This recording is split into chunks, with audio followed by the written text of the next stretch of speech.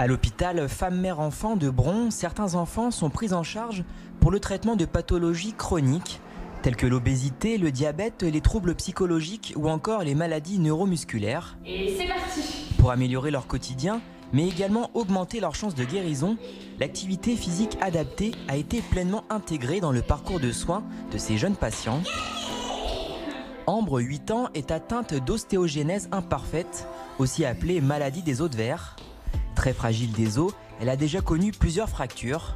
Si certaines activités comme les sports de contact sont inévitablement à bannir, grâce au travail d'accompagnement de Morgane, elle prend mieux conscience de ses capacités et prend confiance en elle.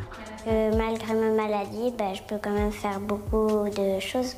On a des jeunes qui ont peur de pratiquer avec des parents qui ont peur qu'ils se fassent mal. Et là, du coup, l'idée, c'est de leur permettre de s'évader un petit peu, de sortir de ce rôle d'enfant malade et de se rendre compte qu'ils sont capables et que surtout, c'est des enfants avant tout. Et qu'ils peuvent peut-être pas tout faire comme les autres, mais il y a plein de choses qu'ils peuvent faire comme les autres et ça, c'est hyper important.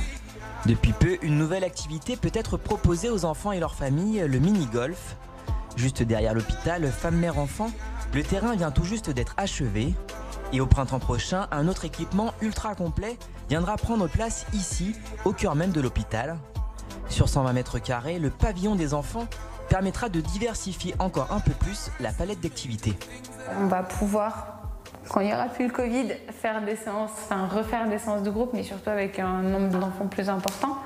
Chef de pôle des spécialités pédiatriques, Hugues de Zombre sait ô combien le sport est facteur d'interaction sociale et est favorable à l'épanouissement de l'enfant sur de nombreux plans.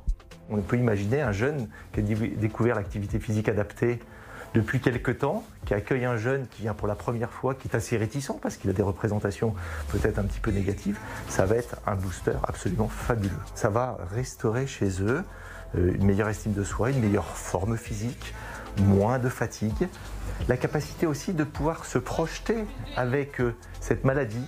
Lorsque l'enfant devient adolescent puis jeune adulte, un autre espace spécifique lui est dédié, le passe-âge, afin de l'accompagner dans cette transition et ce changement de prise en charge. Tous ces projets d'aide et de soutien autour des jeunes atteints de maladies chroniques ont été mis en place grâce au soutien de la Fondation HCL.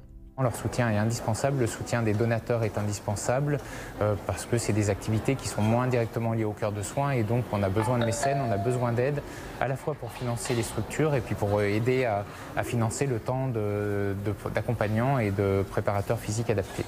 Si vous souhaitez soutenir la Fondation HCL et contribuer à développer ces projets, vous pouvez vous rendre sur le site qui s'affiche à l'écran.